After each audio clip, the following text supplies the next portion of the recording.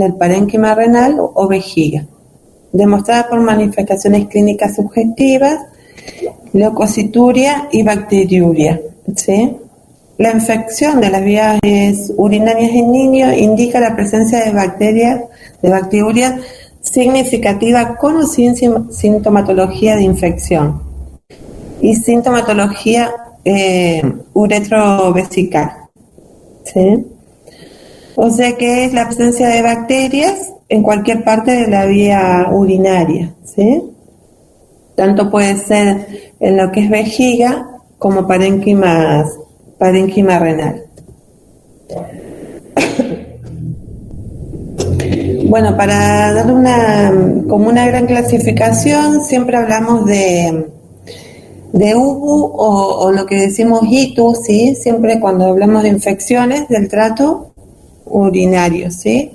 La ITU puede ser inferior o superior, según la ubicación y hasta dónde llegue esta colonización de las bacterias, ¿sí? Hablamos que es de inferior o cistitis cuando solamente tienen compromiso de la uretra y la vejiga. Y hablamos ya que es una infección urinaria superior o también llamada pielonefritis cuando continúa la infección hacia los uréteres o el parénquima renal, ¿sí? El riñón en sí y todos los dos uréteres que tiene el riñón. Otra clasificación que podemos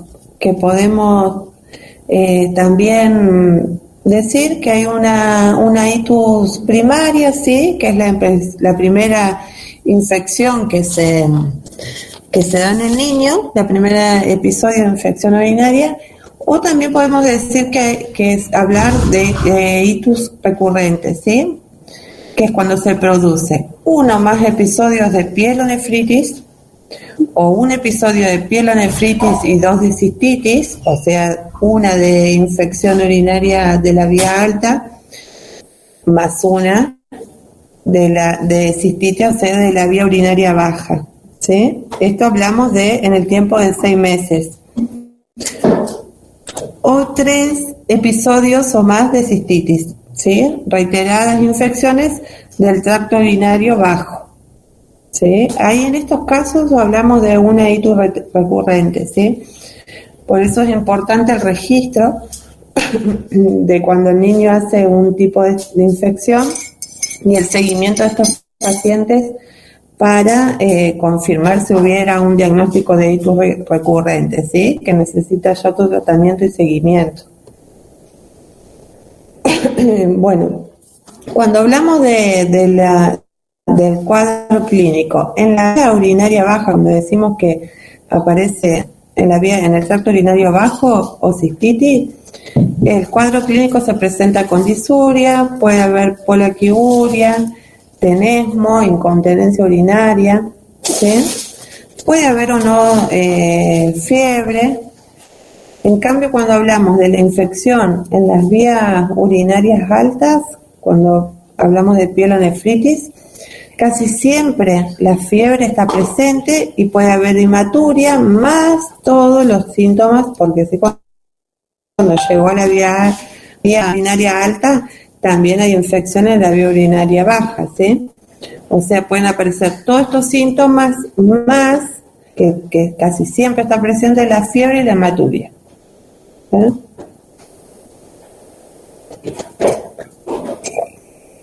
El cuadro de infección urinaria, vamos a medir mucho la gravedad, también de acuerdo a la edad, ¿sí? Cuando se da en pacientes más pequeños, el cuadro por ahí puede ser más grave, ¿sí?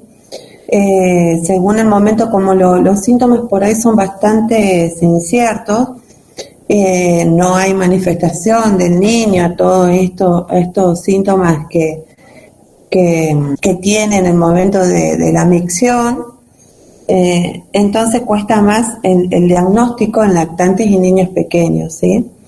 Lo que casi siempre aparece en el lactante es la fiebre también, ¿sí? Es más común que aparezca fiebre en menores de 2 años que en mayores de 2 años, por ejemplo en la cistitis. Dijimos que en la pielonefritis sí aparece fiebre y casi siempre es en todas las edades. En el lactante podemos ver fiebre bastante elevada, sí, porque tiene un sistema inmune inmaduro todavía, entonces la fiebre cuando se manifiesta. Puede haber vómitos, rechazos a las tomas, ¿sí? Si el lactante está con la lactancia materna, vemos enseguida que tiene rechazo a las tomas, llantos durante la micción, ¿sí? Que por ahí lo que podemos ver, como tiene el pañal, es que el llanto es repentino y después de eso le cambian el pañal y ve que tiene relación, ¿sí? La mamá por ahí refiere a esta relación, que el llanto es repentino, como si le doliera algo, y coincide con la orina del pañal. Pero bueno, hay que estar atento y hay que tener alertas con las mamás, porque vieron que estos síntomas son bastante comunes en el bebé, los vómitos, rechazos, por ahí. El diagnóstico es más difícil en el lactante y en los menores de 2 años. Ya en edades mayores aparece la disuria, dolor suprapúbico, ¿sí? Que el niño manifiesta, incontinencia al orinar, niños que ya controlan esfínteres por ahí vuelven a la etapa de continentes, olor fuerte de la orina o hematuria también macroscópica, ¿sí? Macroscópica, que vemos vestigios de sangre en la orina a la simple vista, ¿sí? En niños de edad escolar también aparece la fiebre, el dolor abdominal o localizado en la espalda, ¿sí? Donde puedo hacer la percusión de los riñones. De ahí se relaciona el dolor en la espalda. Y puede ser al inicio de la infección. Entonces, sabemos que estos signos y síntomas son bastante difíciles del manejo en los lactantes y niños. Ya en edades mayores ya pueden manifestar y todos los signos y síntomas están relacionados a la micción o el dolor suprapúbico muy ubicado en la vejiga, el dolor en la espalda también relacionado con los riñones, ¿sí? Por ahí facilita más el diagnóstico. Bueno, cuando hablamos según la patogenia que causa las infecciones, podemos decir que más del 95% de los casos, el 95% de los casos, se da en relación a un solo microorganismo que es el responsable de la infección, ¿sí? ¿Cómo se adquiere esta infección? Principalmente la infección de las vías urinarias se da por la ruta ascendente, ¿sí? Puede haber genitales o la uretra, todo lo que es genitales externos, contaminados con colonias, ¿sí? Con bacterias que suben en forma ascendente y van tomando la vejiga, y si no tiene un tratamiento precoz, llegamos a la pielonefritis, ¿sí? Pero la mayoría de las infecciones urinarias en el niño está relacionado con la forma ascendente. La ruta hematógena se da por ahí más en el recién nacido, ¿sí? Que tiene que ver una relación de infección ya en la sangre, como también la ruta linfática, ¿sí? Tiene más relación con el recién nacido y una infección transmitida no propia del lactante. El germen más frecuente que nos ocasiona las infecciones urinarias en la edad pediátrica es la Escherichia coli, ¿sí? Responsable de más del 75% de todas las infecciones urinarias, ¿sí?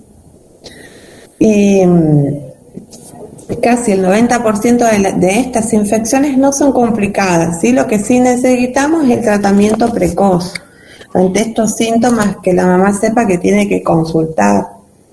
Entonces, la detección precoz de la infección urinaria hace que el tratamiento sea un tratamiento corto, una infección que no es complicada, pero tiene que ver en el tramo porque puede llegar a ser una infección complicada si no se atiende y la infección sigue subiendo es llegar a complicaciones con el riñón, ¿sí?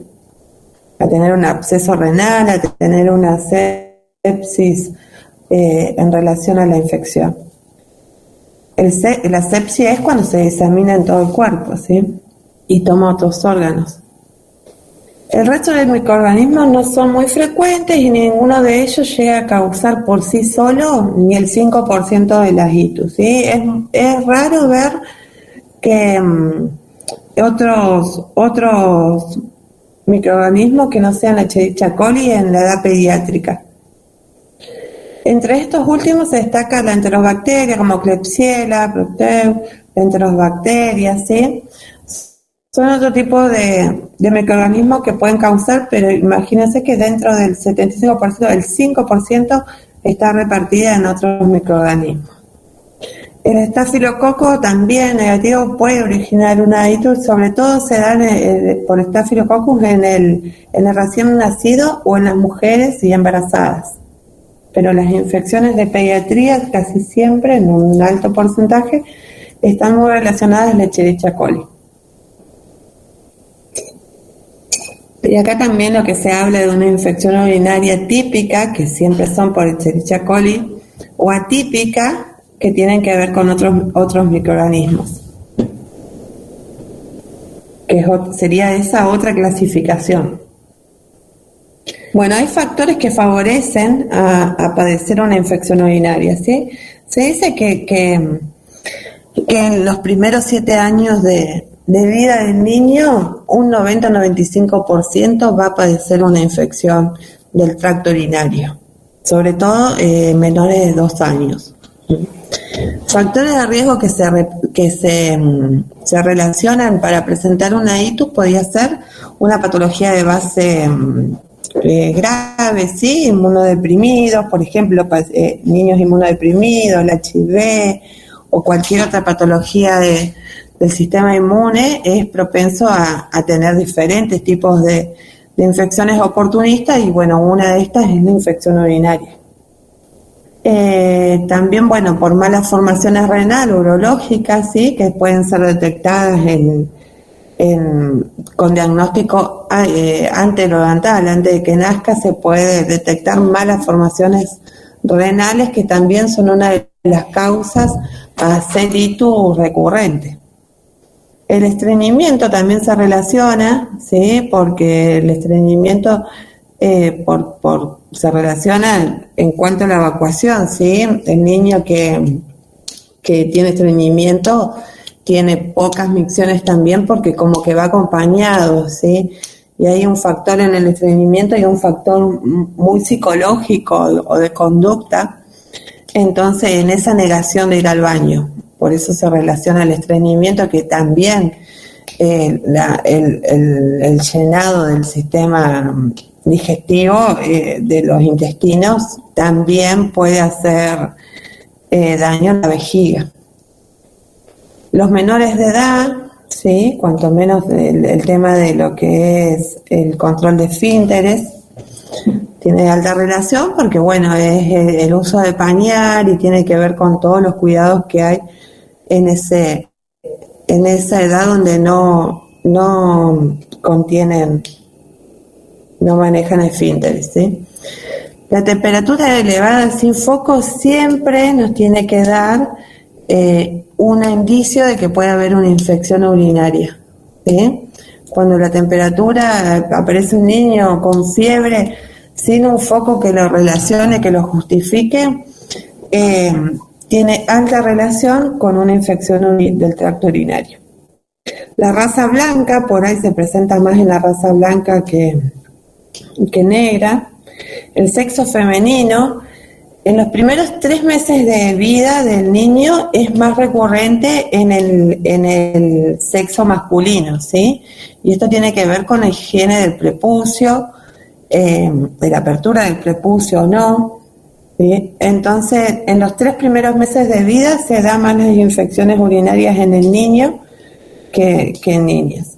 Y después aumenta y hay mucha diferencia, casi el doble de lo que se dan las infecciones urinarias en el sexo femenino, que tiene que ver con la anatomía y la cercanía del ano en la mujer, ¿sí? Y ya empieza a ser mucho más rara las infecciones en los niños. Niños no circuncidados, sí, la circuncisión habla de una mejor higiene y desprendimiento del prepucio que favorece a no presentar infecciones. Y bueno, la práctica de circundarlos acá no es tan común, ¿sí? Se relaciona más con la religión. Y otros factores de riesgo es la presencia de RBU, que es el reflujo vesículo-uretral, ¿sí? La orina baja por el uréter a la vejiga y después de la vejiga pasa a través de la uretra y se elimina. Cuando hay RBU, que quiere este reflujo, vuelve la orina que ya está contaminada, vuelve al uréter y hace que este reflujo vuelva a una parte estéril, donde debería ser estéril, ya la orina que ya debería estar en la vejiga. ¿Sí? Este reflujo favorece a las ITUs, y esto es una anomalía de las estructuras. Y hermanos también tiene relación también con hermanos de niños que tengan RBU, ¿sí? Por el tema de que uno tiene infección urinaria y por el tipo de contagio, los hermanos de un paciente con RBU pueden llegar a padecer también infecciones reiteradas. Bueno, como ya les decía, el diagnóstico es más difícil con el niño de 2 a 3 años o menores de 2 a 3 años, ¿sí? Por estos signos y síntomas que presenta, que son bastante inespecíficos, y no tenés la manifestación del chico clara de estos síntomas. De los 2 a los 24 meses casi siempre aparecen, se diagnostica a todos los niños que presentan fiebre sin foco. Se debe tener ya presumir que puede ser una infección de las vías urinarias, ¿sí? Entonces, todo niño que presenta fiebre sin foco se le debe hacer el diagnóstico a través de la muestra de orina. En este grupo de edad se debe realizar análisis de orina en niños con síntomas o en caso de fiebre sin foco, ¿sí? Cualquier síntoma que pueda manifestar la mamá que tenga relación con la micción, o si aparece fiebre sin foco, yo ya tengo que relacionarlo con una itus. El análisis de orina debe tener, antes de iniciar la terapia de antibióticos, sí o sí, ¿sí? No sirve si refiere la mamá o alguien que ya le dio antibiótico por las dudas, o se empezó con una terapia de antibiótico antes de sacar la muestra, ¿sí? Sí o sí, para confirmar el diagnóstico necesitamos el análisis de la orina, y tiene que ser antes del comienzo de cualquier tipo de antibiótico.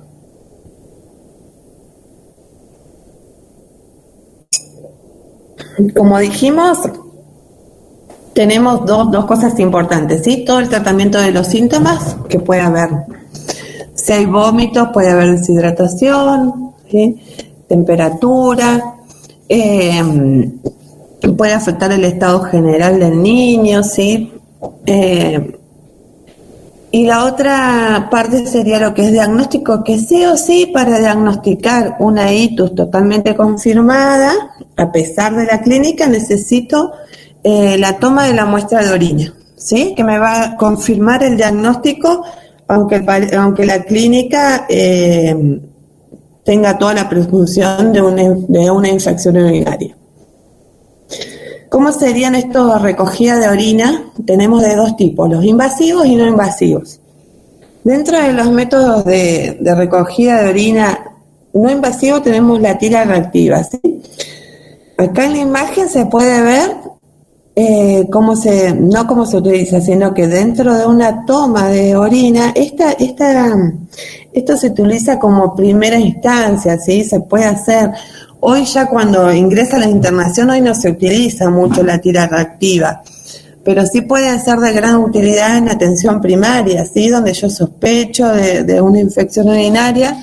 Como método puedo usar la toma de reactiva, pero solamente como una confirmación más, ¿sí? No sería el método de elección para diagnosticar una infección urinaria. Tiene una utilidad para el diagnóstico cuando es positivo, ¿sí? Cuando en la tira aparece positivo y relaciona los dos, lo que yo estoy buscando es la presencia de nitritos y la presencia de esterasa, ¿sí? Son los que me indican, aparte de indicarme esta tirita, me indica varias cosas, los colores, ¿sí? Si hay glucosa, si hay proteína en la orina, ¿sí? Una de estos cuadritos también nos indican nitritos y la presencia de esterasa. Si están estos dos, la presencia es positiva de estos dos, es muy probable que luego realizando una toma de urocultivo el resultado sea positivo, ¿sí? Pero bueno, no es un método diagnóstico de elección, sino solamente como algo más como para confirmar una sospecha de hito.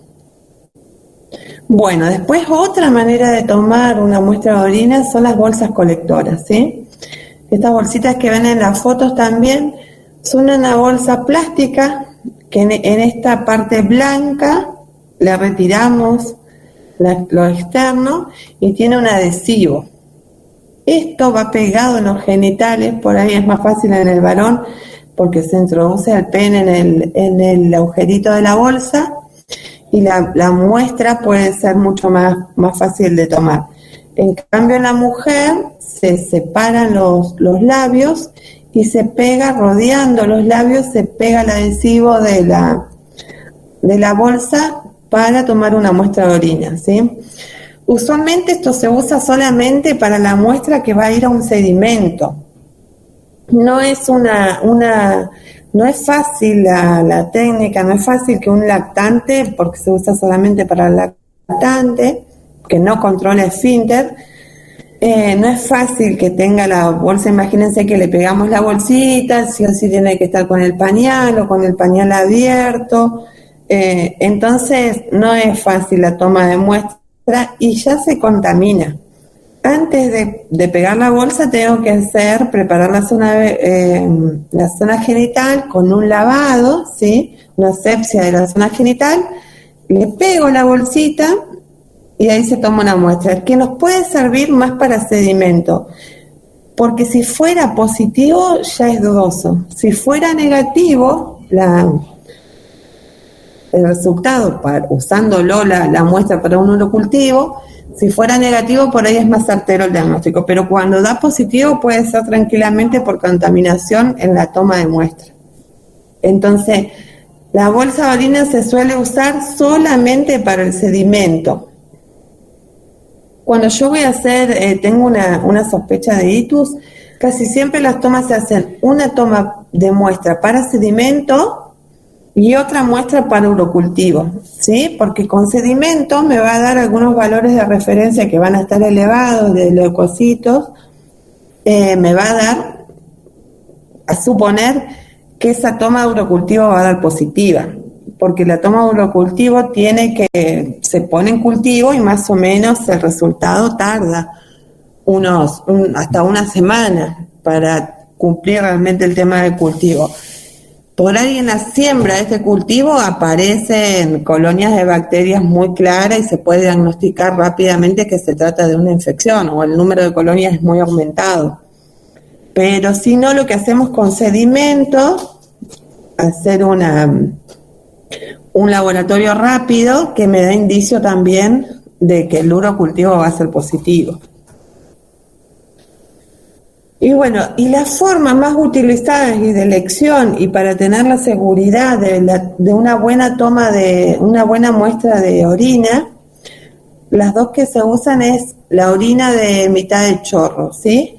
Acá más o menos en la foto se ve claro. No sé si ustedes seguramente han tomado un urocultivo para ustedes o han estado en alguna instancia de una muestra de urocultivo. Es principal el lavado de genitales previo a tomar la muestra de orina, ¿sí? Requiere una higiene perineal previa, produce menor tasa de contaminación y más exactitud frente al método de recolección no invasivo. Como ven, lo que hago, sobre todo los niños, lo que se puede hacer una estimulación, ¿sí? En la zona suprapúbica, una estimulación en la espalda, se lo deja al niño sin pañal y se toma lo que se llama el acecho. La primer porción del chorro se descarta, se toma, la muestra sería del chorro medio y la última parte del chorro también se debe descartar, porque también puede tener un poco de orina residual. Ahí más o menos está bastante clarito en la foto que hay una estimulación, ¿sí? Y después se realiza la recogida de orina, dejando que el primer chorro, porque también el primer chorro va a ser el primer contacto por la vía uretral, que puede estar contaminada porque es externa. Entonces se descarta ese primer chorro, entonces se supone que el chorro medio sería lo más limpio y es una forma de elección en lo que es no invasivo, ¿sí? Por ahí no resulta tan fácil en la práctica tomar la muestra de orina porque el chico está irritable, puede estar, obviamente que si está internado, está irritable, a veces queda en ayunas, con síntomas de vómito, con una hidratación, entonces no es fácil. Por este tipo de laboratorio se pide también ambulatorio, ¿sí? Una sospecha, se va a la casa, toma la muestra en la casa y de ahí se determina la internación o no del paciente. Entonces todas estas maniobras también lo puede hacer de forma ambulatoria la mamá, así que hay que explicarle bien la técnica. El vaso tiene que estar estéril, no tiene que tocar nada. Cuando yo les retiro la tapa, no tiene que tocar nada el vaso y se tiene que tomar el chorro al acecho. Así que no es tan fácil como parece en la foto. Y después tenemos los métodos de recolección invasivos. Para la orina de un cultivo siempre la elección es recoger la toma de muestra. Lo más certero es cuando se obtiene una orina estéril, ¿sí? Y para estos casos se hace una técnica invasiva. Los métodos invasivos que podemos nombrar es el sondaje urinario, que es intermitente porque yo le coloco una sonda solamente para recoger la toma de muestra y se retira. Y la tracción por punción suprapúbica, ¿sí? Se realiza una punción, sobre todo se hace en los menores de 3 meses, donde todo tipo de toma de muestra es dificultosa. Se hace la punción suprapúbica, que va en una punción que va directamente a la vejiga y de ahí se extrae la muestra de orina.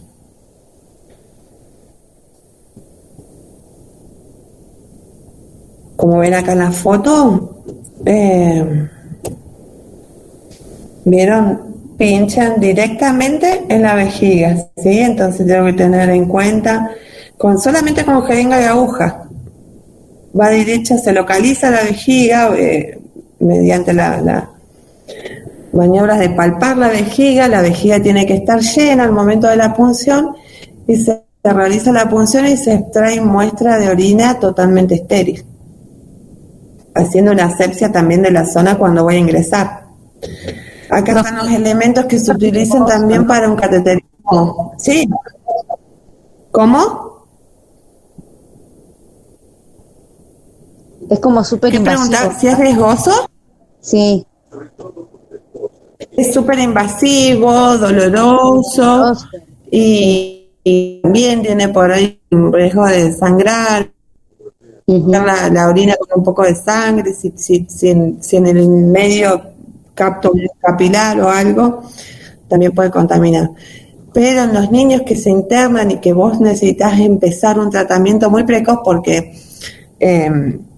la infección urinaria no es grave mientras que el tratamiento sea precoz, pero para un niño muy pequeño, sí, una infección urinaria puede ser grave y puede llevarlo rápidamente a sepsis. Entonces, la idea es iniciar el tratamiento de urgencia. Cuando viene un niño, un bebé menor de 3 meses con fiebre o con un foco, fiebre, es lento. Entonces, por esta forma es más rápido. Cuando al niño se le pone una vía, todo definido el diagnóstico, se le toma hemocultivos, que o sea que se obtiene una muestra de sangre de la arteria, se le coloca la vía, el catéter venoso, entonces como que se le suma la opción y se hace todo junto y se hace rápido y rápidamente comienza con el antibiótico. Entonces no es la elección cuando no veo que el niño esté mal o que... pero si no, sí, en el lactancia es la muestra la necesito rápido. Entonces de ahí, de una sola muestra, se obtiene una muestra de sedimento que me va a dar una idea rápida de si hay infección o no, y se toma la muestra para cultivo. Y rápidamente ya con el sedimento positivo ya se arranca con un tratamiento de antibiótico. Eso es la gran ventaja de la muestra de la punción suprapúbica.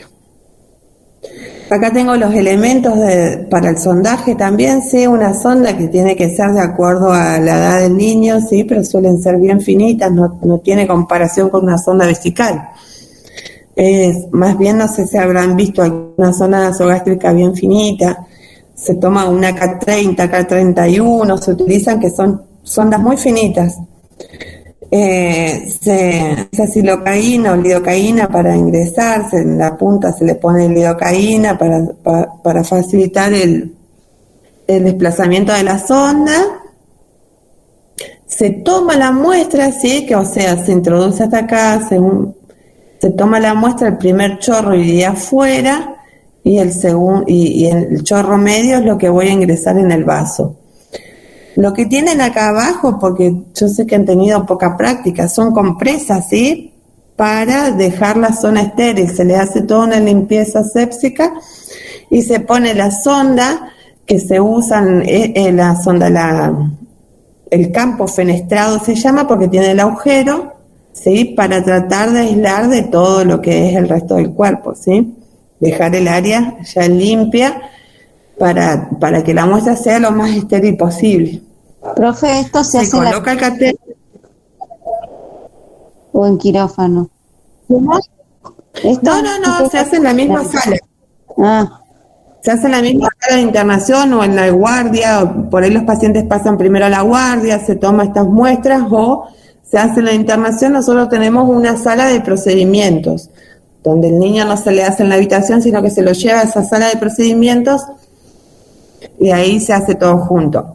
Si se decide internar al niño porque tiene sospecha de una infección urinaria, se hacen todos estos procedimientos juntos. ¿Sí? Lo primero que hay que hacer y rápidamente es tener la muestra de orina. La punción suprapúbica casi siempre la hace el pediatra. ¿Sí? No la hace enfermería, puede hacer la enfermería, pero no es un procedimiento que se practique. Bueno, entonces vamos a hacer unas conclusiones del tema. Resulta fundamental en urgencias de pediátrica disponer de un método de recogida de orina sensible, específico, sencillo y poco invasivo para los pacientes no continentes, ¿sí? Lo que hablábamos de la bolsita, por ahí si necesita solamente un sedimento, se puede usar la bolsita. Si necesita un orocultivo, ya la bolsita no estaría sirviendo. Porque ¿qué se hace en las guardias también muchas veces? Se le pide un sedimento solamente, ¿sí? Entonces toma esa muestra de orina con la bolsita colectora, que no es invasivo, hay que tener paciencia nada más, la puede tomar la mamá en la casa, trae la muestra de orina y se hace un sedimento. Si ese sedimento me larga valores que me hacen sospechar de una infección urinaria, ahí directamente se le toma la muestra urocultivo, ¿sí? Pero si de acuerdo al nivel de clínica que tenga y la sospecha que tenga del diagnóstico de itus, ¿sí? Porque no vamos de una sino al urocultivo. Entonces por eso dice que es fundamental tener disponibles métodos no invasivos y sencillos, ¿sí? Que imaginen que la madre le puede hacer la recogida de la toma en la casa. Después, la recogida de orina mediante el acecho supone un método incruento, o sea que no es doloroso, fácil de llevar a cabo en este tipo de pacientes, y si bien debe tener en cuenta la necesidad de colaboración por parte de la familia, sí, porque hay que estar atento, piensen que son lactantes que no controlan el esfínteres, hay que estar atento a cuándo se digna orinar, ¿sí? Por ahí hay técnicas o hay cositas para hacer con agua fría, pañitos con agua fría, ponerle la mano fría, cosas de estimular la orina, ¿sí? Pero no es fácil al acecho en este tipo de pacientes la recogida de la orina, ¿sí? Pero el diagnóstico para urocultivo de esta muestra es muy validera y no es invasiva. Así que si se toma bien, el resultado puede ser, solamente necesitamos que sea el chorro medio. Y la bolsa adhesiva es un método que requiere confirmación en los casos positivos, con frecuencia, mediante sondaje vesical, ¿sí? La bolsita para un urocultivo medio que no sirve. El acecho permite la recogida de orina sin precisar confirmación, evitando así el sondaje y los riesgos derivados. Si la muestra salió por la bolsita y es positiva, se toma sí o sí una muestra, porque puede haber muchos falsos positivos con la bolsa recolectora. En cambio, si la muestra se tomó el acecho, no necesita otra muestra por sondaje.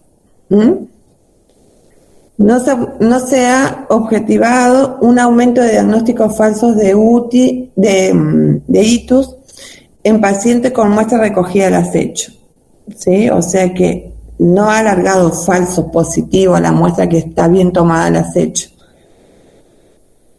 en comparación de la bolsa. Por lo tanto, el acecho supone una alternativa equivalente al chorro miccional medio en pacientes continentes, que permite una recogida de orina fácil, en cuenta, rápida, sin precisar confirmación, y válida en pacientes no continentes con síndrome febril sin foco o sospecha de itus, ¿sí? La toma del chorro miccional medio es de elección también en los pacientes no lactantes que sí controlan esfínteres. Se toma casi siempre, no vale la pena exponerla a un sondaje o a una punción, ¿sí? Se toma siempre con el chorro medio cuando controlan esfínter, porque el niño avisa, se hace la higiene previa, es mucho más fácil. Bueno, eso es lo que hablamos más o menos de infección urinaria, ¿sí?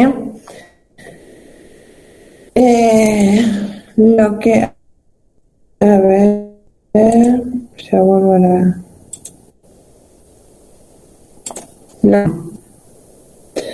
Lo que está bueno que podamos ver de esto, chicos, es que más o menos hay un montón de días con razón no me cago. Lo que podemos ver es que lo importante que es el trabajo de enfermería en el diagnóstico, ¿sí? Que es lo que va a determinar. La infección urinaria, sabemos los síntomas y síntomas, cómo puede presentarse. Sí, tiene mucha relación, estos síntomas tienen mucha relación a la micción, o sea, si tiene dolor, si tiene ardor, qué características tiene la orina. Depende solamente de la toma de muestra de la orina, ¿sí? A pesar de la clínica, y si no, de todas maneras se empieza un tratamiento empírico si la muestra no fue adecuada, o si no, o si se perdió, o si no, pero es muy importante, y es lo que me confirma esa infección urinaria, es el urocultivo, porque también ahí podemos ver qué tipo de microorganismo tiene, que como dijimos casi siempre es la Escherichia coli, y qué sensibilidad tiene, ¿sí? Para ver qué tipo de antibióticos se tiene que utilizar. Casi siempre se usa ceftriaxona, o en los niños, en los pediátricos, el antibiótico de elección, ¿sí? Cefalosporina de tercera generación son los antibióticos que se suelen usar. Pero es determinante el diagnóstico de acuerdo a la muestra de orina, ¿sí? Y esa muestra de orina es trabajo de enfermería, entonces es bueno saber bien las técnicas, respetar bien las técnicas, porque si yo sé que la orina se contaminó, no la tengo que utilizar para una muestra, ¿sí? Porque esa muestra, ese resultado va a venir contaminado y no va a ser real. Entonces, y eso determina el tratamiento. Entonces, bueno, tener bien en cuenta los métodos de recolección de orina. Y también porque también tenemos que educar muchas veces a la madre para que haga una buena recolección de esa orina cuando es, por ejemplo, un sedimento.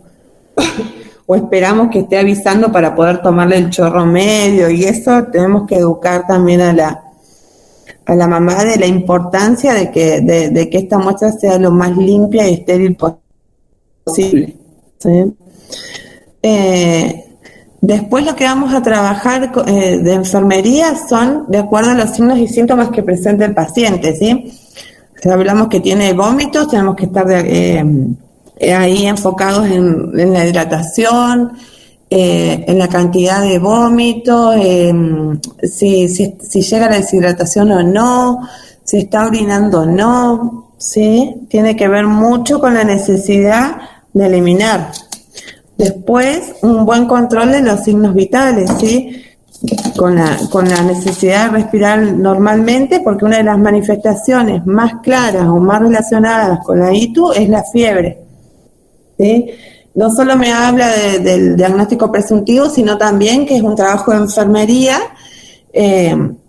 bajar la temperatura corporal, ¿sí? Tanto con los medios físicos como también la administración de la medicación.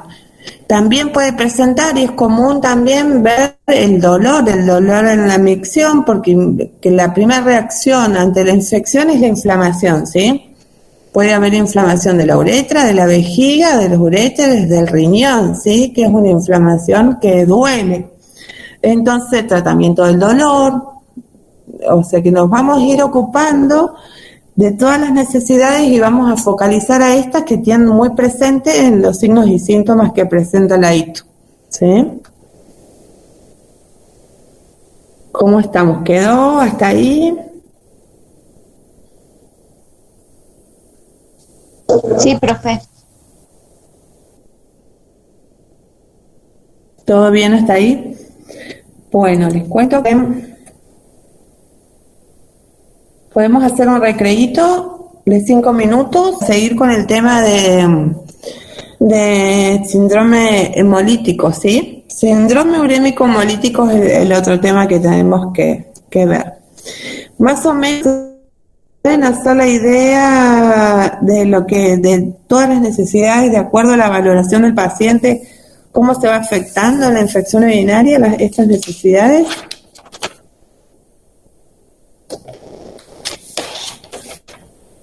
¿Está claro? ¿Cómo podemos ir trabajando todas las necesidades? Por ejemplo, la de comunicarse. Es importante ver el nivel de educación que tiene la mamá para poder tomar la muestra o no, el nivel de entendimiento de la técnica, cuál es el diagnóstico puntivo. Estos pacientes, unos se internan, otros no se internan, y también puede ser que que el tratamiento sea ambulatorio, entonces la comprensión del tratamiento que involucre la importancia de no haber el tratamiento, ¿sí? Porque un tratamiento se comienza con una terapia de antibióticos sí o sí. Todas las necesidades se van a ver afectadas de alguna manera. Beber y comer, dijimos que encontramos al niño inapetente, que se rechaza la teta, los líquidos en los más grandes, a la vez tiene vómitos, decaído, porque un chico con vómitos puede presentarse diarrea también, puede estar seguramente que está, entonces lo que es mover en posición adecuada, dormir, cansar, puede dormir más horas de lo habitual o no, encontrarse muy irritable. Mantener la temperatura la tenemos, mantener la higiene y proteger la piel, ¿sí? Esto me estaba olvidando. Que Sí, eso es súper hay que importante, hacer ¿no? hincapié en la prevención de las infecciones. Sí, eso ya me estaba olvidando. La importancia de la prevención, ¿sí? Porque sobre todo en los lactantes que utilizan el pañal. Hacer mucha educación con la mamá cada cuánto hay que cambiar el pañal, que no esté hora cuando tiene una deposición. La chica está muy relacionada a lo que es la materia fecal y se contamina así. Y también es importante el lavado de manos antes de cambiar al bebé y después de cambiarlo, ¿sí? También son muy propensos a tener infecciones urinarias los niños que empiezan a dejar el pañal, ¿sí? Porque no tienen muy en claro todavía los cuidados en la higiene, cómo secarse, cuando hacen caca, el niño se limpie siempre de arriba para abajo, ¿sí? Porque por arrastre, si no, en forma ascendente, se traen todos los microorganismos de la materia fecal. Y también no se hacen una adecuada limpieza ellos solos, así que es importante estar ahí para la higiene e ir educándolos a los niños en cómo higienizarse después de ir al baño, y el lavado de manos, que es tan importante. Entonces, muchos de estos cuidados tienen que ver con la prevención. Mucho de lo que tenemos que hacer hincapié para que no pase también a una ictus recurrente son las cosas que tienen, los cuidados que se pueden tener para evitar una infección urinaria. Así que bueno, tengan en cuenta que es muy importante la prevención en la infección urinaria. Y el correcto manejo, sobre todo en los lactantes y el pañal. O al que empieza a dejar el pañal, ¿sí? Bueno, de todas maneras, por ahí los chicos chiquitos de jardín, los apuros, porque por ahí controlan el esfínter, pero igual esperan jugando y eso se olvidan hasta el último momento de ir al baño, entonces pasan los accidentes o no hay un cuidado cuando van al baño. Es toda cuestión de educación, es muy importante ahí. Entonces también tenemos la necesidad de adquirir conocimientos, también se puede aplicar mucho ahí. Que ustedes pueden hacer siempre esta relación de cada tema, ¿sí? Y siempre, si entendemos la fisiopatología o entendemos los signos y síntomas que presenta, hacemos inmediatamente una relación de la valoración que podemos encontrar, ¿sí? Una idea de lo que podemos encontrar cuando realicemos la valoración por necesidades. Siempre en cada tema de los que presentamos tienen que hacer esa relación con las necesidades y no olvidarse, porque es tema de siempre por ahí, que por ahí es una pena que lleguemos a tercer año y no tengamos cuál es el trabajo de enfermería, ¿sí? Nuestro trabajo es atender, satisfacer las necesidades o lograr la satisfacción de acuerdo al grado de dependencia del paciente. Entonces, cuando yo tengo idea del cuadro clínico, de los signos y síntomas, lo primero que tengo que hacer es la relación de cómo van a estar afectadas las necesidades, ¿sí? Entonces, si tengo un niño que puede estar con vómitos, con diarrea, inapetente, decaído, ¿sí? Ya me estoy haciendo una idea de lo que puedo encontrar en la valoración, ¿sí? El dolor a la micción. Entonces, ya me estoy haciendo una idea de qué cómo van afectando las 14 necesidades y cuál va a ser mi plan de acción con eso, ¿sí? Si hay fiebre, yo tengo que ir y bajar la temperatura. Si hay vómitos, tengo que asegurarme de hacerle la medicación, de que esté hidratado, ¿sí? De tenerlo en ayunas, de respetar la ingesta, el ayuno que corresponde cuando hay vómitos así. Entonces yo, de acuerdo a la sintomatología o cómo se presenta la enfermedad, tengo que hacer sí o sí la relación con las necesidades. Porque ¿qué es lo que voy a atender yo? Esas 14 necesidades, ¿sí? Y eso lo voy a manejar de acuerdo al grado de dependencia. Por eso es importante tener en cuenta cuando es lactante, cuando es escolar, cuando es adolescente, porque ese va a ser cómo el pediátrico va a resolver sus necesidades. Entonces, ¿qué me puedo esperar? Yo me puedo esperar que un niño no controle su interés a los 2 años, pero no que no lo haga a los 5 o 6. Entonces, eso es lo que, por eso tengo que saber de crecimiento y desarrollo, y qué pasa en cada etapa, y qué es normal en cada etapa, para aplicarlo a mis necesidades, a mis 14 necesidades. Yo tengo que entender que un niño de tal y tal edad puede presentar esto o no, ¿sí? Entonces, hagan esa relación con todo lo que es patología. Signos y síntomas, entonces, ¿yo qué voy a atender? De acuerdo a las necesidades, y así hago la valoración, y es bien claro qué plan de ejecución voy a tener, ¿sí? Ténganlo en cuenta esos chicos para el final siempre. Ustedes, ¿para qué necesitan saber de crecimiento y desarrollo, de las etapas del niño, de las patologías comunes de la edad? Para atender las necesidades y saber por qué pueden afectarse estas necesidades y el grado de satisfacción y de dependencia que va a tener el niño para satisfacerla. ¿Hacemos una pausita? Bueno, profe.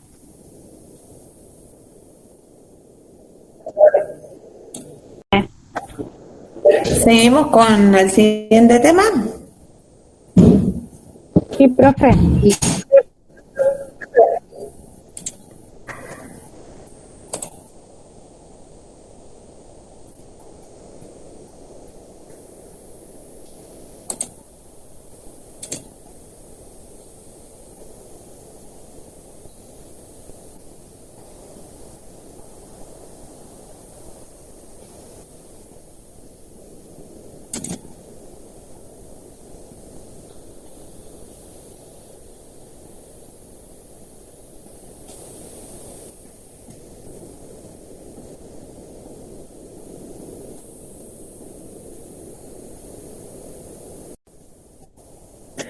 Ahí aparece la presentación.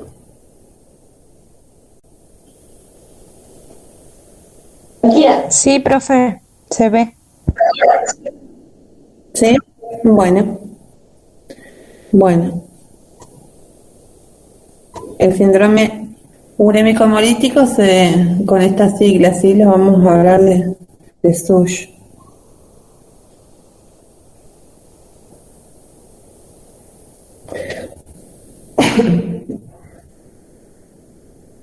Bueno, la definición de esta enfermedad, ¿sí? Es una enfermedad transmitida por alimentos.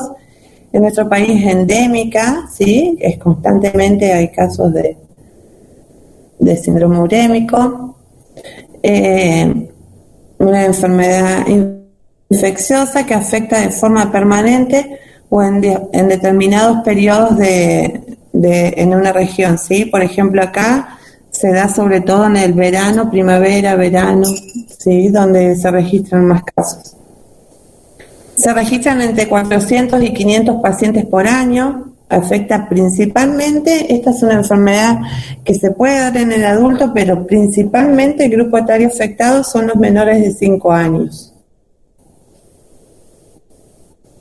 Compromete principalmente los riñones, la sangre y el intestino, ¿sí? Pero también el sistema nervioso central, el corazón y el páncreas.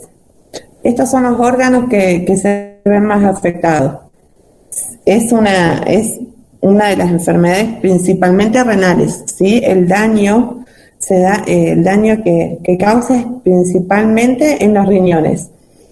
Eso lleva a todo un desajuste en el cuerpo, y después sería la sangre, los intestinos, afecta al sistema nervioso central, el corazón y el páncreas. Estos son los órganos que más afecta la enfermedad. Es la primera causa de insuficiencia renal aguda en los niños y en los menores de 6 años, y es la segunda causa por la cual los chicos requieren un trasplante renal. Los chicos que sobreviven al síndrome urémico, porque es una enfermedad realmente grave. No hay tratamiento de la causa, sino solamente las consecuencias de lo que va produciendo la enfermedad. Es muy importante la prevención en esta enfermedad, porque ahora vamos a ver cómo se contrae la enfermedad. Se presentan principalmente primavera y verano, pero puede ocurrir durante todo el año. Y tiene un índice de mortalidad del 3%, ¿sí? O sea que 3 de cada 100 chicos que padecen la patología mueren.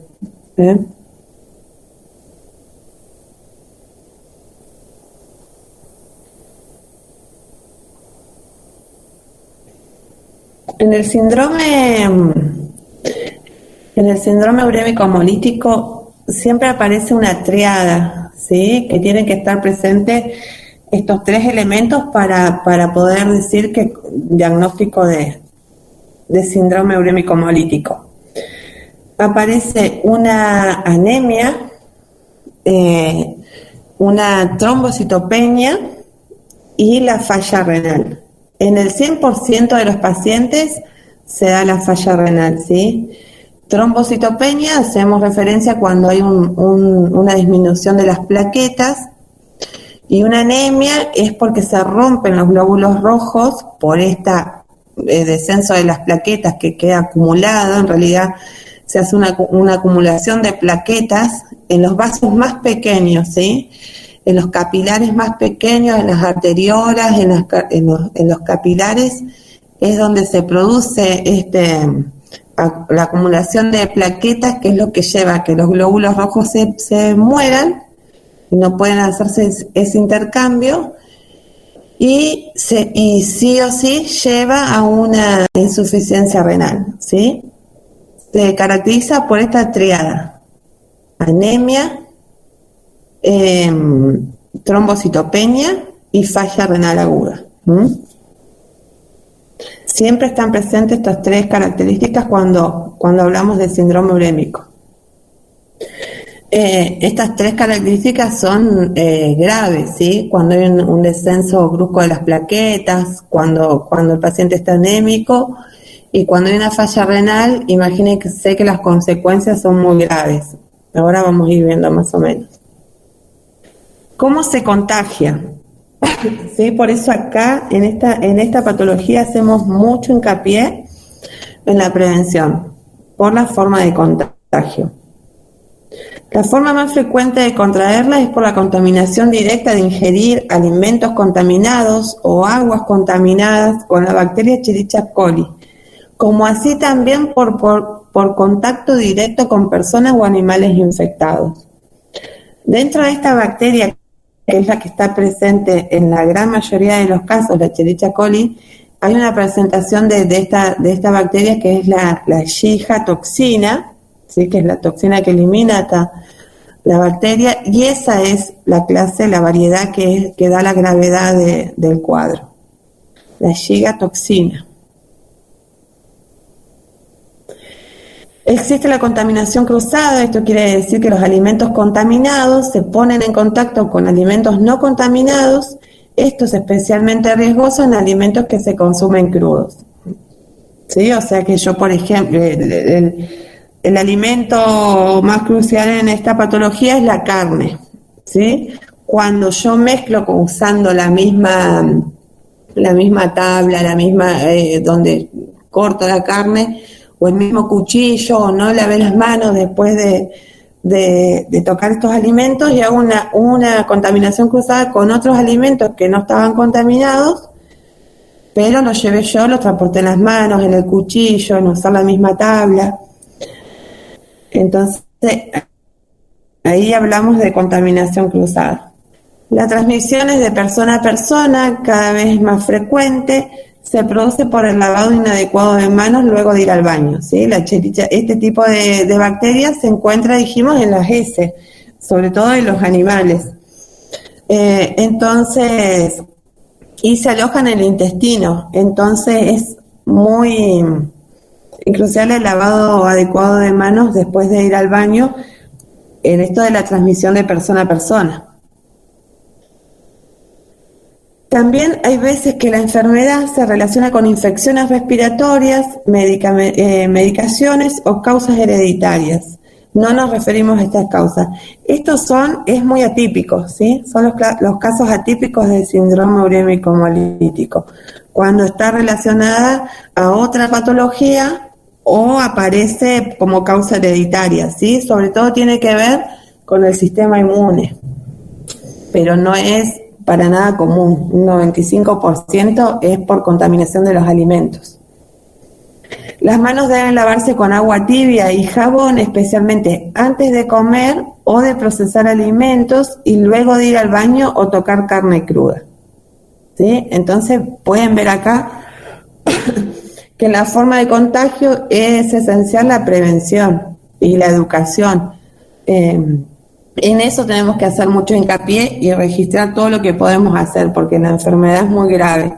Entonces, haciendo mucha prevención, ustedes recuerdan que hubo varios casos juntos que se dieron de síndrome urémico y se empezó a hablar muchísimo y había mucho miedo sobre estos casos porque eran muy graves.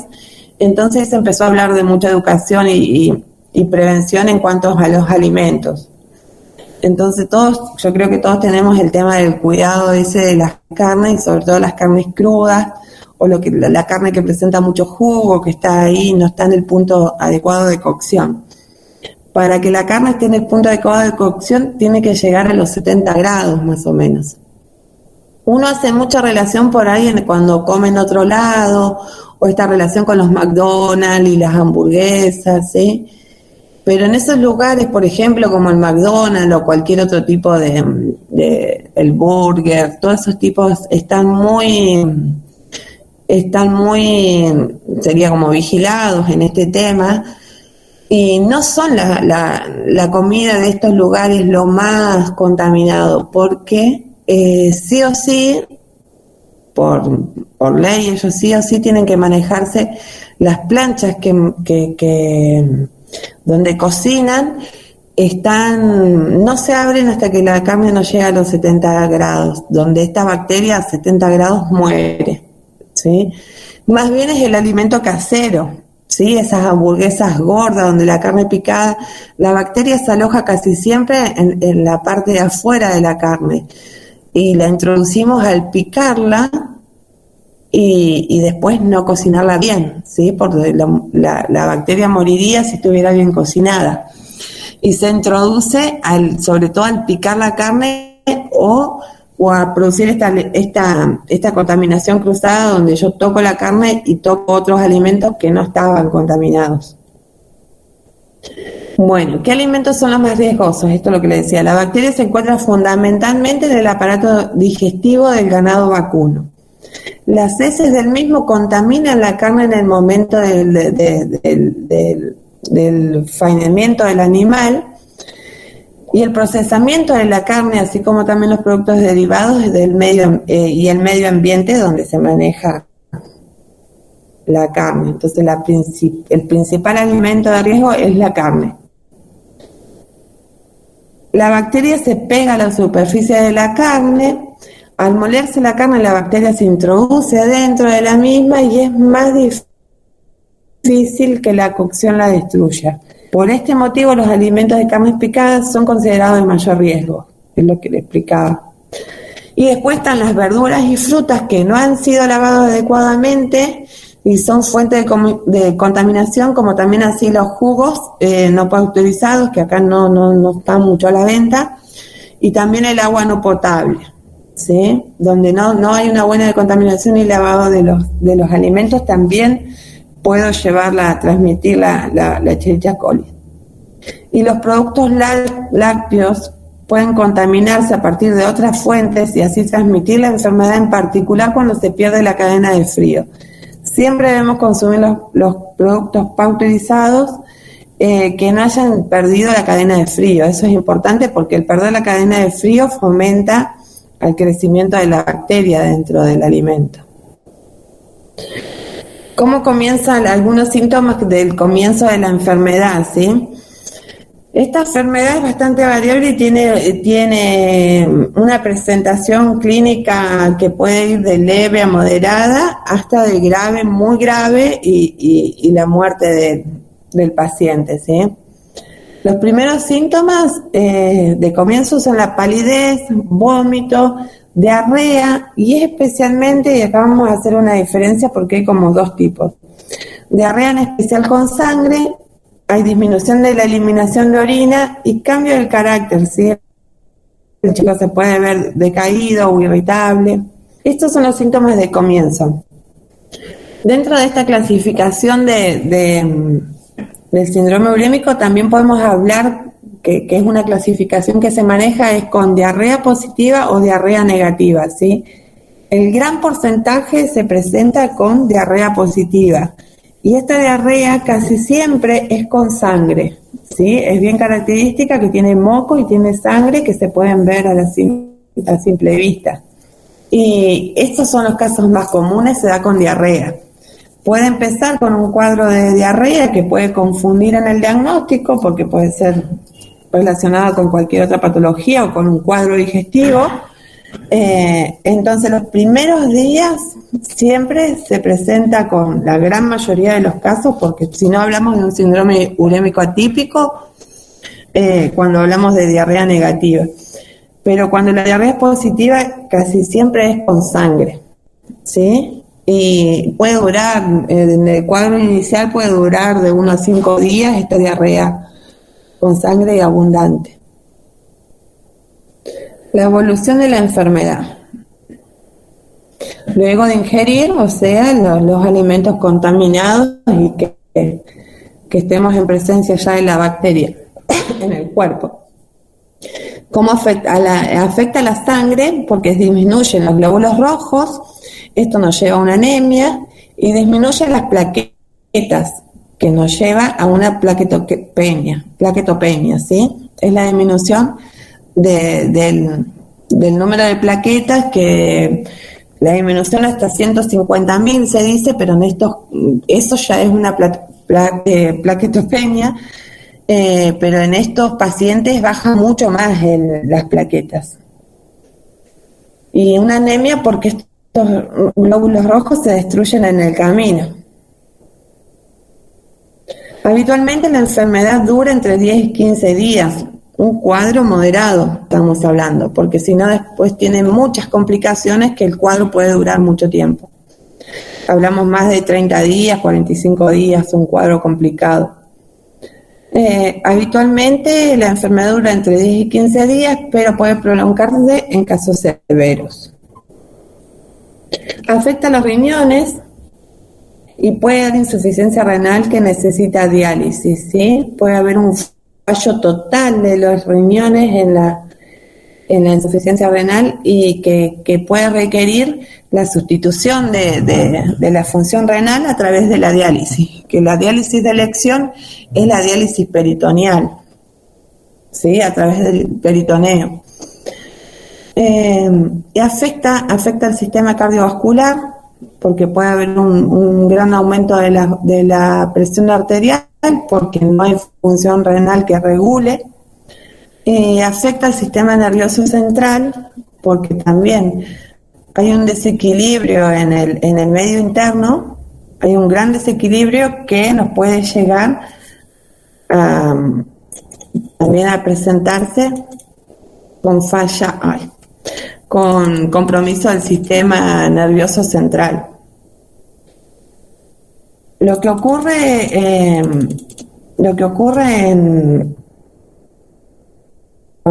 cuando afecta la enfermedad puede ir, como les decía, de casos leves que pueden requerir o no internación a casos muy complejos. Y la evolución de esta patología es muy rápida y es destructiva, ¿sí? Y empieza a haber un compromiso de todos los sistemas y afecta a todos porque sabemos que los órganos reguladores, que como el corazón, como el riñón, que es el que principalmente y en el 100% de los casos afecta, regulan todas las funciones. Entonces está afectada la parte renal, hay un aumento de la presión, hay una función cardíaca perturbada por todo esto, afecta al sistema nervioso central porque puede haber mucho desequilibrio del medio interno, entonces hay un aumento del potasio, hay un aumento del magnesio, de la urea, de la creatinina, ¿sí? Todas estas complicaciones que puede tener la patología desequilibran todo el cuerpo y lo único que se puede ir haciendo es atendiendo a estas complicaciones, ¿sí? No hay cura, o no se recomiendan los antibióticos ni los corticoides, así que se van a ir atendiendo dentro de la severidad del cuadro, lo que va surgiendo con el avance de la enfermedad, ¿sí? Imagínense que se puede llegar a la diálisis, se puede llegar a la ventilación mecánica, cuando la enfermedad evoluciona a grave, estos niños requieren una terapia intensiva, un monitoreo continuo, ¿sí? Para el diagnóstico, como hablamos de que hay estas tres características que tiene, que hay una anemia, que con un simple hemograma podemos detectar la anemia, la plaquetopenia y la falla renal, ¿sí? Porque van a aumentar la urea, la creatinina, entonces en un simple laboratorio, estando estas tres situaciones presentes, es fácil llegar al diagnóstico, determinan el diagnóstico. Y después hay un montón de pruebas de laboratorio porque hay que ir haciendo correcciones del medio interno permanentemente, ¿sí? O sea, que si hay falla renal va a terminar hasta, en los casos graves, sustituida por la diálisis. Si hay un aumento tan grave de la presión arterial porque no hay función renal que la regule, necesita drogas para bajar la tensión arterial. Hay un compromiso del sistema nervioso que puede llevar a convulsiones, a pérdida de la conciencia, ¿sí? Llegar a un estado comatoso, donde requiere la intubación y la ventilación mecánica. Llega el cuadro totalmente de que no hay ninguna función renal, ¿sí? Oligonuria que puede ser sostenida durante mucho tiempo, y eso estabiliza todo el medio interno del cuerpo. Entonces hay que ir corrigiendo todo el tiempo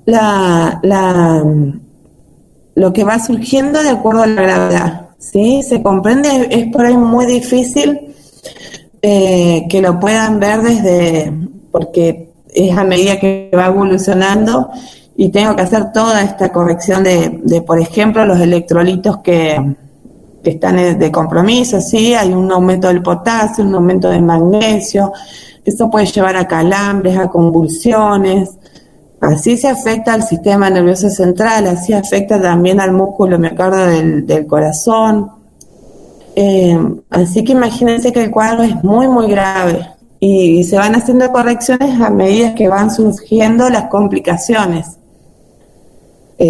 así que puede ser de un cuadro que se van tratando los síntomas, que son leves, moderados, hasta el cuadro grave que suele pasar, ¿sí? Y por ahí los chicos que sobreviven a este cuadro tan grave van a quedar con un daño renal crónico que puede requerir hasta el trasplante renal, ¿sí?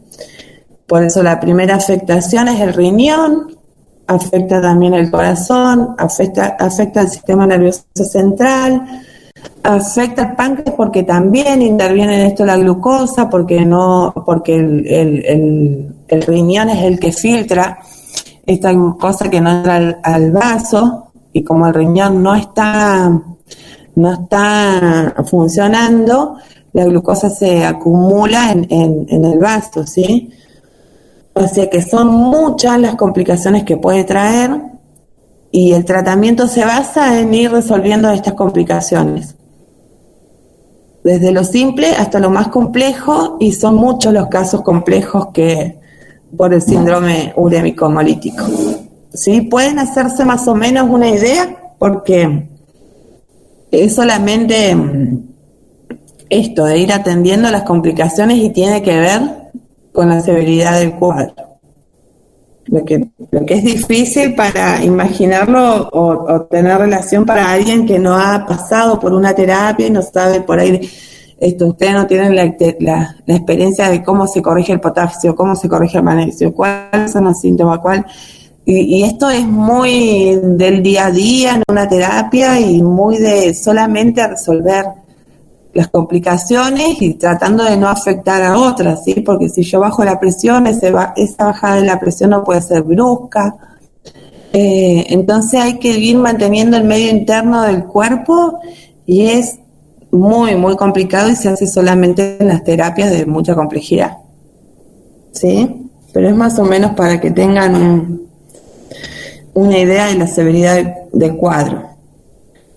Ahora, si vamos a lo que podemos hacer, obviamente que la enfermería participa en todos esos cuidados que requiere el paciente, que son muchísimos, y que requiere estar muy pendiente para ir resolviendo y tener las alertas para ir viendo que cómo van surgiendo estas complicaciones, y poder detectarlas fácil, ¿sí? Vamos a hacer también hincapié en la prevención que podemos hacer. Y esto se va a ver reflejado siempre. Tengan presente educación para la salud, que es lo que tienen que hacer en todo este tipo de cuadros, en la internación, en la atención primaria, entonces ver la importancia que son enfermedades graves que se pueden prevenir con buenos hábitos. Entonces la base es la prevención, ¿sí?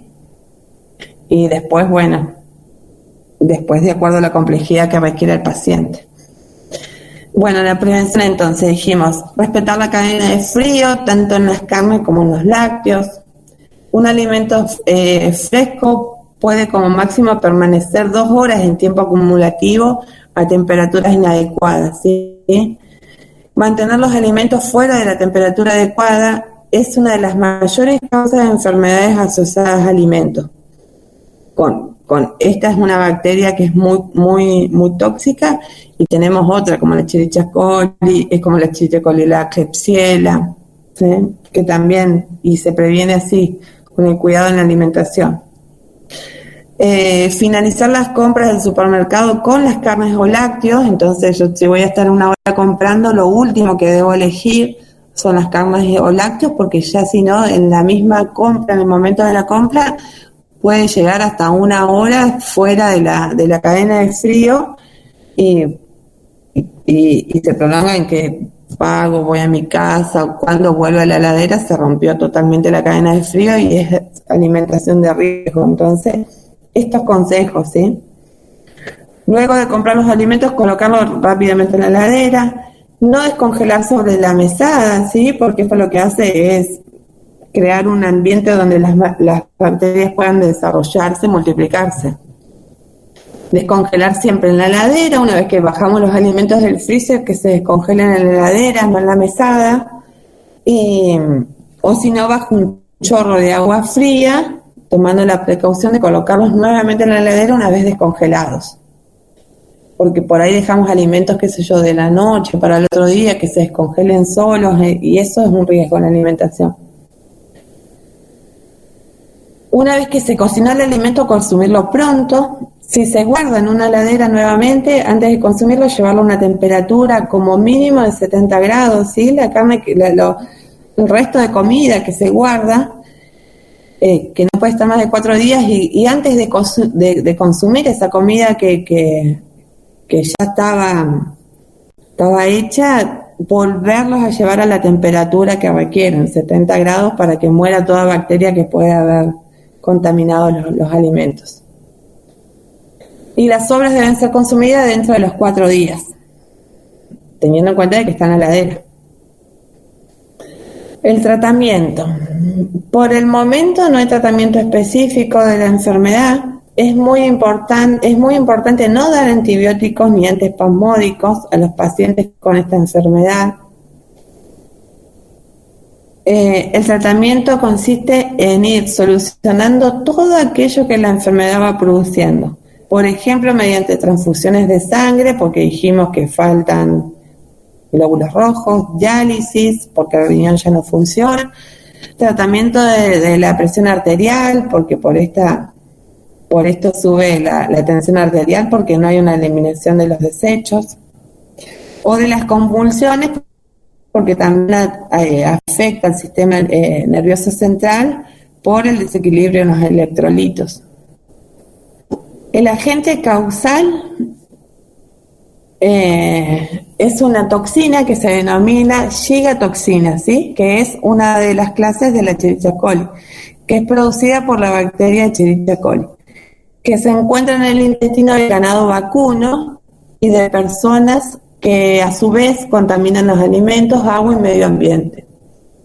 Los vacunos son el principal reservorio de esta bacteria, por eso la carne es el alimento de mayor riesgo. Como prevención, y en esto tenemos que hacer la educación, ¿sí? Ustedes que van a ir a la práctica al primer nivel tienen que hacer hincapié en la prevención y en la educación para la salud, ¿sí? Como herramientas principales en la atención primaria. Higiene de la cocina, ¿sí? Una buena higiene de las mesadas, lavar las manos antes de preparar y lavar todos los objetos que utilizamos con agua caliente y jabón. Lavar las esponjas y los trapos adecuadamente, ¿sí? Porque por ahí en esos trapos limpiamos la mesada donde cerramos sangre de la carne, o limpiamos el cuchillo donde se cortó la carne, entonces tener en cuenta que esto también. Y se recomienda utilizar lavandina en las tablas de madera donde se corta la carne al menos una vez por semana. Vieron que por la porosidad de la tabla de madera es un lugar donde puede quedar alojada la bacteria, entonces requiere un buen lavado, y si es con agua y lavandina es lo mejor. Lavado de manos antes de comer, antes de procesar alimentos, luego de ir al baño y después de tocar la carne cruda. Y luego de cambiar los pañales, vieron, en esto es importante por ahí.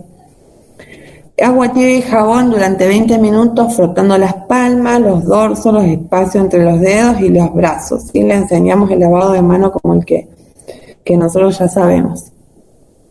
Y secarse las manos utilizando toallas, porque si me lavo y me dejo las manos húmedas, es medio de contaminación. Los modos de cocción. La temperatura a la cual la bacteria se inactiva es a 70 grados. Asegurarse siempre que la carne no sea jugosa ni esté rosada o roja en el centro de la misma, y que la temperatura haya llegado a los 70 grados en la cocción.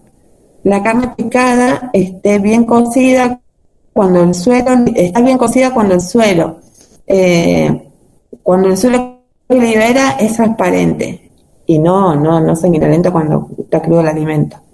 Tener en cuenta que los alimentos congelados, que hoy manejamos mucho del freezer y eso, aumentan el tiempo de cocción. Entonces tengo que asegurarme del tiempo de cocción, que va a ser más que en la carne a temperatura ambiente. Tomar en cuenta que si cocina carnes congeladas, no cocinar la carne de vaca junto con otros alimentos que no son de riesgo. Por ejemplo, las verduras, si están bien lavadas y eso, si no la contaminación se cruza. Cuando utilicen microondas, no olvide de tapar los alimentos, de revolver y de rotar el plato. Sí, es raro que por ahí usemos el microondas con tapa, pero se usa con tapa en cada alimento porque al girar y por el proceso que hacen en el microondas va a contaminar todo el microondas. Alimentos de riesgo son las carnes jugosas de color rosado o rojo en el centro, aquellos alimentos cocidos que no han tomado contacto, que han tomado contacto con la carne cruda, aquellos alimentos cocidos que han perdido la cadena de frío, lácteos que hayan perdido la cadena de frío, los jugos no pasteurizados, los lácteos no pasteurizados, que ya hoy por ahí se dejaron de consumir. Aquellos procesados fuera de la casa donde uno no pueda estar seguro de cómo se han cocinado o almacenado, ¿sí? Porque, bueno, los lácteos de las empresas y esto tienen un seguimiento donde los obligan a cumplir con estos requisitos. Los alimentos más seguros son el pollo, el cerdo, cordero y pescado, porque son alimentos de más fácil cocción y donde no se encuentra la bacteria tanto como la carne vacuna. Los lácteos esterilizados, ¿sí? Lo que viene todo sellado, en postrecitos, flanes, leche, larga vida, todo eso viene sellado. Recordad que es frecuente que previo al el empaquetado de diversos tipos de carne, estas suelen estar en contacto con lo cual es posible la contaminación de aquellos alimentos más seguros. Cocinar bien todas las carnes y lo mejor es cocinarlos separados. Guardar los alimentos correctamente, ¿sí? Los alimentos crudos, por ejemplo las carnes, no guardarlos en los estantes superiores por el derrame de jugo de la carne y contamina toda la heladera y todo el resto de los alimentos. No guardar alimentos crudos junto a alimentos cocidos. Considerar que los productos en la puerta de la heladera conservan menos la temperatura, ¿sí? Al abrir y cerrar pierde la temperatura, no es la misma en la puerta de la heladera que en la heladera en sí. El procesamiento de los alimentos, ya volvemos a repetir, ¿sí? En cuanto a la manipulación de los alimentos, tener en cuenta el lavado de manos, el uso de cubiertos, tanto para crudos como para cocidos, cambiarlos, y no provocar esta contaminación cruzada de otros alimentos que son seguros. Bueno,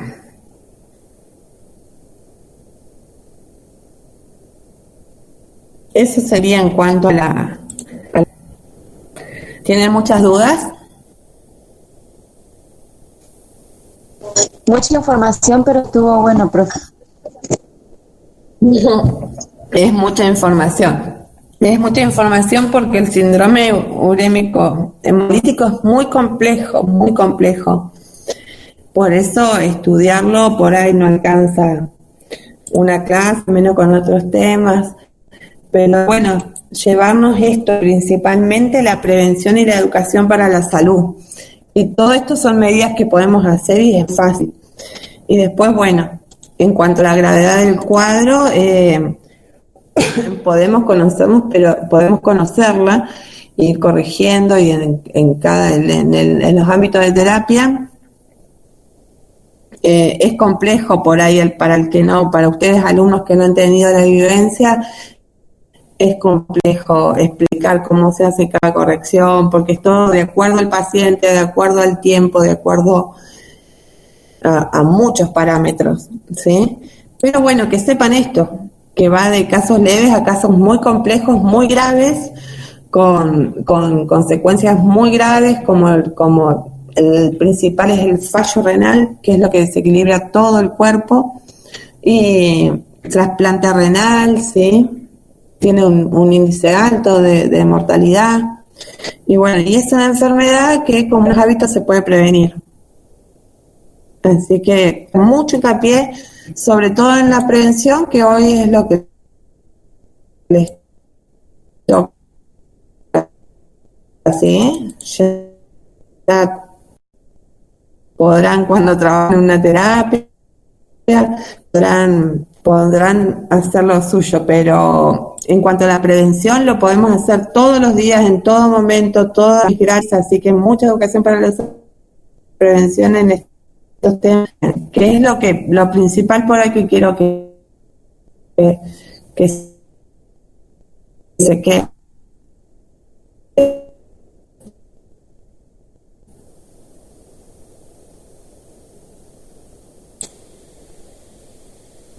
cosa No te estoy escuchando bien.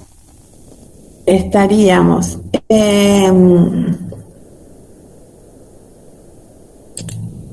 Hay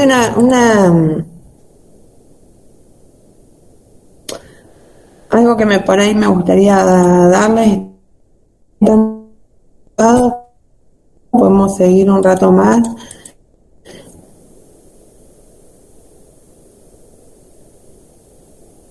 Porque hay algo que está muy a estas patologías de lo que es, ¿no? Tengo que cerrar mucho de esto.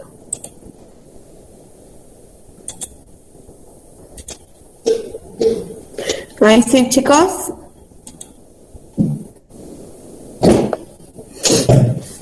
¿Estamos para seguir un poquito más?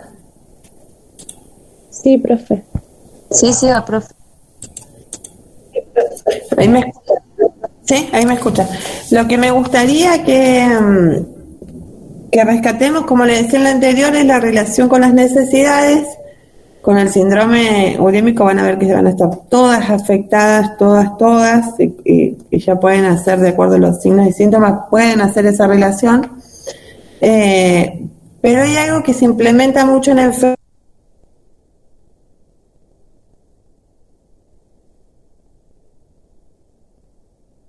Se escucha entrecortado.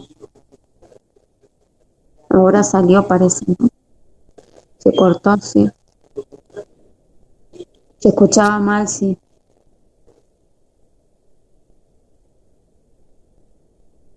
Sí. Ya no queda nadie igual.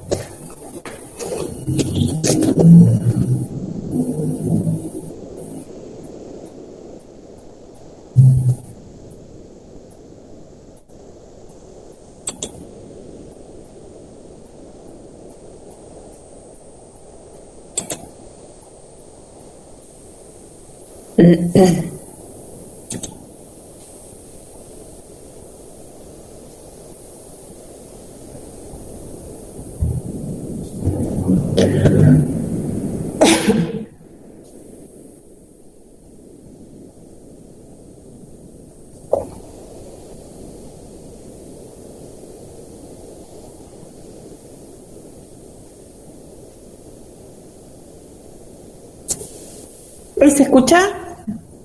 ¿Se me desconectó? Ahora se la escucha bien. ¿Ahora sí? No sé por qué se desconecta, no sé si tendré mal internet, capaz. Les digo que bueno, en estas técnicas, todo lo que es infecciones urinarias y síndrome urémico, un tema de líquidos, ingresos. Se le escucha cortado, profe. Líquidos, esto hacemos Profe, no se le entiende. por intermedio de un balance. Contacto de poder hacer un balance en los servicios en primer año. Profe, se le escuchó todo cortado.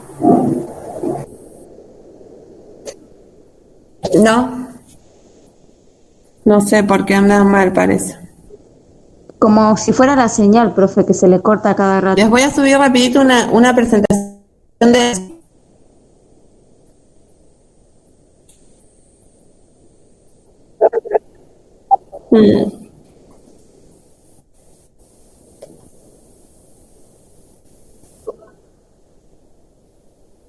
Sí, parece, ¿no? Si no, igual voy sube su presentación, ¿sí? Ahí se escucha. Entrecortado, profe.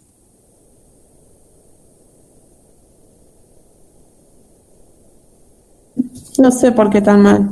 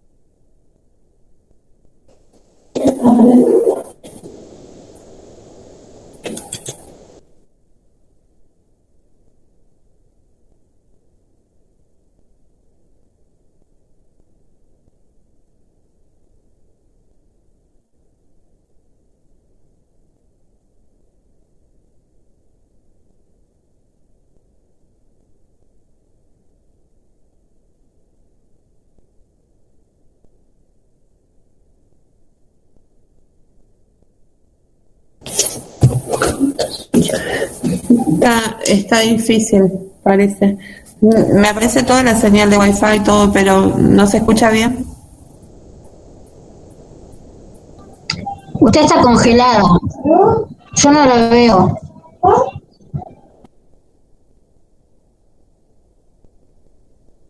Por ahí se escucha bien, pero luego se comienza a escuchar entrecortado. ¿Se fue? Parece que se fue de nuevo.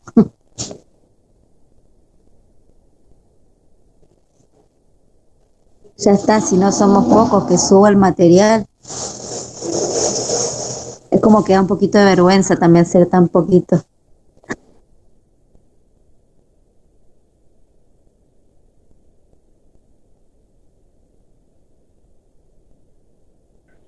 Sí, no sé qué pasó hoy que nadie se conectó.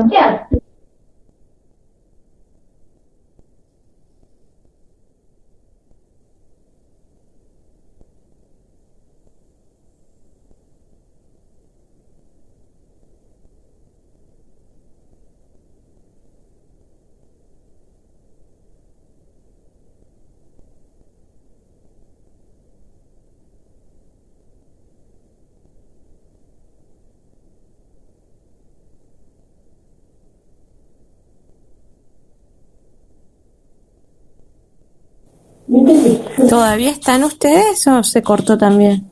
A mí se me cortó. Ya estoy. Estamos. Es que somos tan pocos. Sí, la verdad.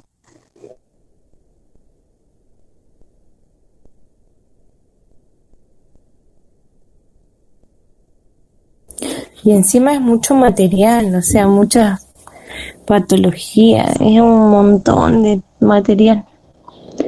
Sí, yo igual me quedo al recuperatorio. Si me va mal, ya me olvido de las clases, pero igual me parecen interesantes igual. Sí, yo también igual estoy en la misma, así que hay que meterle. Igual para ahí no sirve para el año que viene. Yo también tengo que rendir el recuperatorio. Sí, ni hablar, no sirve. ¿Qué onda? ¿Puso algo en el grupo? Si no, nos vamos.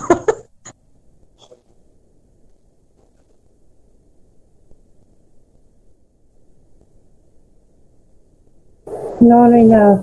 No puse nada todo.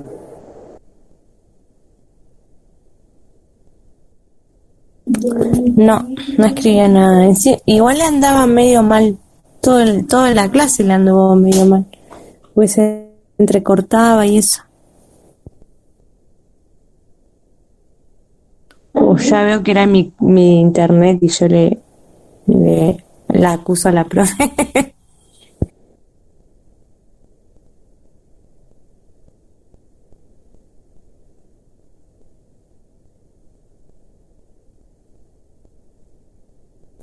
Igual, Caro, ¿vos grabaste la clase?